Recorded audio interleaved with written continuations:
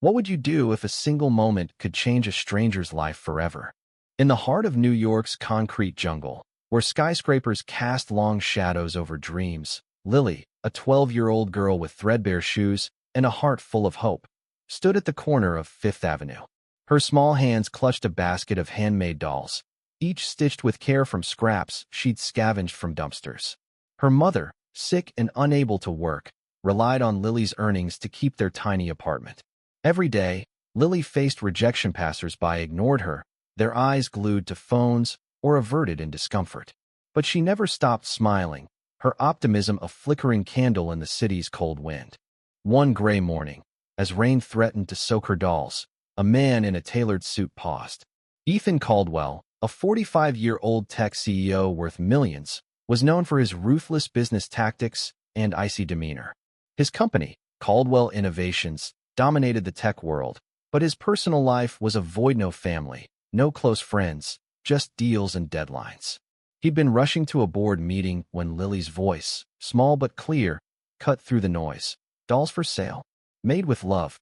Something in her Tonia mix of grit and innocence stopped him. "Why aren't you in school?"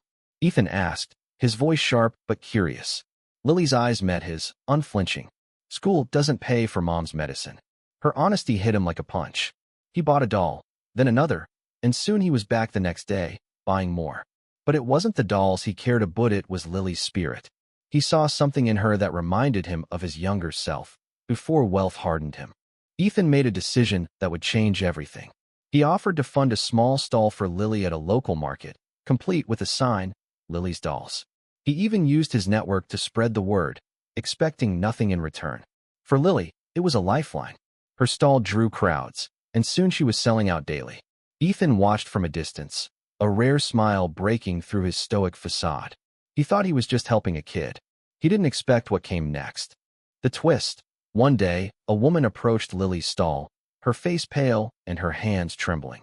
She was Claire, a social worker who'd been searching for Lily for weeks. Lily's mother, it turned out, wasn't just sick, she was dying, and Lily had been hiding the severity to protect her. Claire revealed that Lily's mother had weeks left, and Lily, too proud to ask for help, had been selling dolls to afford a final gift, a proper farewell for her mom. The news shattered Ethan. He'd assumed Lily's struggle was about money, not survival. Guilt gnawed at him, given her a stall. But had he truly seen her pain? Ethan threw himself into action. He paid for Lily's mother to move to a private hospital room, ensuring her final days were comfortable. He hired tutors so Lily could catch up on school without losing her stall.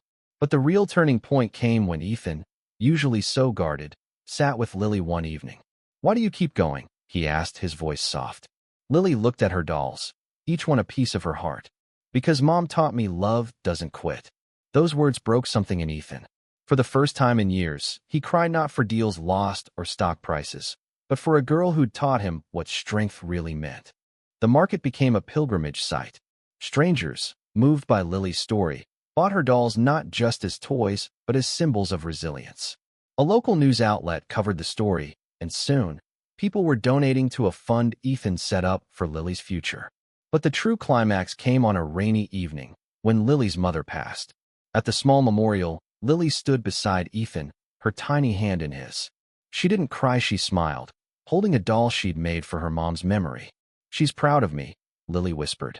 Ethan, the man who'd once valued profit over people, wept openly, surrounded by strangers who'd become a community. Lily's stall still stands on Fifth Avenue, a beacon of hope.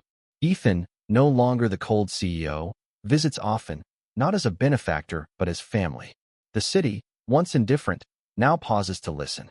A single act of kindness had rippled outward, proving that even in a world of steel and glass, a child's heart could rebuild what was broken.